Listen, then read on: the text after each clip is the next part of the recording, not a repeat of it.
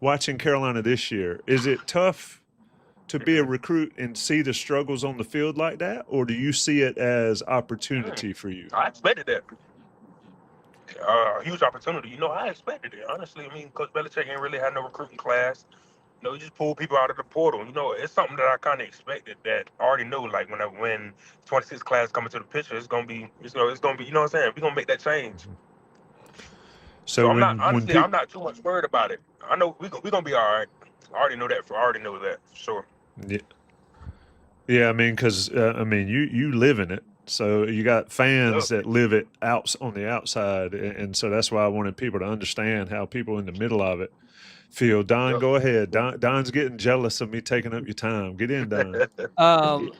Well, along those lines, and Tommy and I have talked about this a bunch because I get asked a lot. Once, and this is not just now; it's with other coaches when there's a losing streak, during the season, just about the impact on the commits. And my feeling, just talking to commits, and you and I, we text pretty frequently, at least once a week, and the feeling is always, by this point, I mean, you've been committed for, I don't know how many, what, six, probably like 8 months Since now. March. Since March. Yep. Since March. Okay. So yeah, about 7 months now. Yep. So, um, it's your school now. So it's not like, for a typical recruit, you're not looking to jump ship. You're looking to protect it more. Am I right on that? Or what is, because I'm sure when you're in school, you're hearing it from teachers, especially if they're NC State fans. You're hearing Yep. it from classmates and all of that. What's it like? Are you feeling like you're defending the school, your school sort of thing?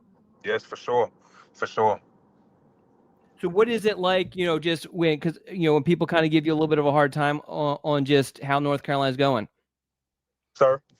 How's it like, I mean, are you a guy who immediately kind of fights back, or you just kind of laugh it off? I mean, I know you're a jolly guy, but what's kind of your uh, response when you get a little ribbing? I mean, I do kind of both, you know what I'm saying? Because I laugh because I already know what's going to happen in the future. And I fight back because, I mean, a lot of people ain't, trusting the process. Of course they not. I mean, who isn't? I mean, you know what I'm saying? A lot of people ain't. Don't want to keep you much too long, but how's your season going? How you feel like you're playing and developing there in your senior season, and what's next for you? It's going great, Um, actually. So we're 7-1 right now. We're dominating like crazy, man. We about to get another win this week, and I think I developed really well, like especially in the off season last year. I think I developed really well. If I get a double, triple team, I'll fight through it and I get the tackle every time, man. So I know from that point on, I know I developed really, really hard. So I wanted to ask you also just about what is the, on a weekly basis, what's the communication like with the UNC staff? Who are you talking to? How frequently? Is it just text messages? You hopping on the phone with anybody? What's that like? Yep. So Coach Thompson usually, what I'm saying, he'll text or call once a week actually, and check up on me, and that's literally all the time. And then you got Coach Lombardi, me, and him talk from time to time.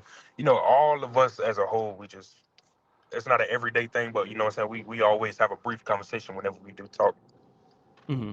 Okay. And the last thing I want to ask you, which was a question that Tommy posed to me earlier, is, are you going to be at the game on Saturday?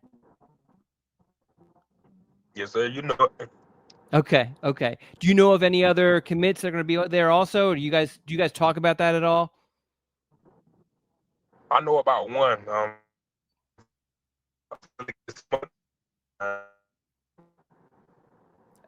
I think you were breaking up there. What was that?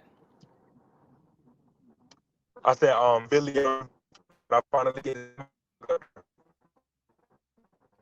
Yeah, I think we're losing you. If you can still hear me, Trashawn, I really appreciate you coming on, and I will most likely see you on Saturday. hey man, be safe. We're gonna drop you out. We don't want to keep you too much longer. Appreciate your Sir, time, my thank you. man. Thank you, Trashawn. I'll Yes, Yep. see you sir. Thank you. Saturday. Yes, sir. Thank you. Yep. Take care. All right, Don. He is out.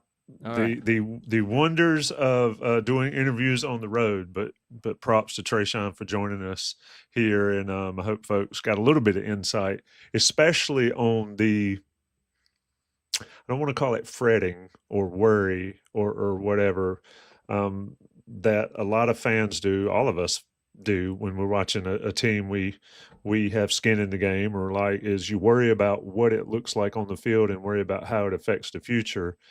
And Don, I mean, you've said it before, and folks just heard it there from Trashawn himself, who's one of the biggest recruits for this class.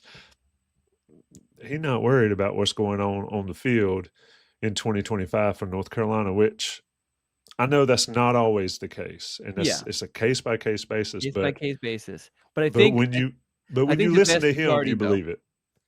yeah, and I think the vast majority take his position. But yes, there are definitely some instances of kids who get a little scared. But I think, and this goes to why I think it's valuable to recruit close to home. It's a lot easier to convince a kid who's an hour and 40 minutes away from campus, as he laid out, that everything's going to be okay, than it is a kid all the way across the country, in California, who has to start weighing some things because it's a big move for him. So, I think that, as a whole, I think the commits, until it starts to get, and we're not at this spot, so I'm not saying we are, or that we're going to get to this during the season, until it starts to the point where there's coaching changes. That's when you start to see, or the serious threat of coaching changes, that's when we start to see commits start to really kind of waver. But before that, it's more about, this is my team. We're going to get it worked out. Once I get here, I'm going to be a part of that force that helps this team get better. And that's the mentality. And I think you saw that when we were talking to Trashawn. Yeah, I mean, and that's the thing, is schools have to show a commitment to who they have because of situations like that right there. Why'd you commit to Carolina? Well, it's a hometown school, but Bill Belichick, Mm-hmm. man, I mean, and so there's the value in having a coach like that. Now, they need to produce on the field. Let's don't get it twisted. They got to put out a better product than they've been putting out. But you recruit, and to your point, and we harp on this all the time, and I tell people, that anybody that'll listen, the importance of in-state recruiting. That's why it's called the footprint, and that's why it's important, Don. And that, quite frankly, has what's worried a lot of people watching how they've been recruiting, is there's so many guys and so many players from all over. Mm-hmm. And to your point, you mentioned California guys or others way out of the, if there's no direct tie to the school you're committed to, other than that you're committed to them for a coach or for whatever, and it goes sideways, then it's easy to just say, I'm not going to get on that plane. Yeah. And I'm going to stay home. So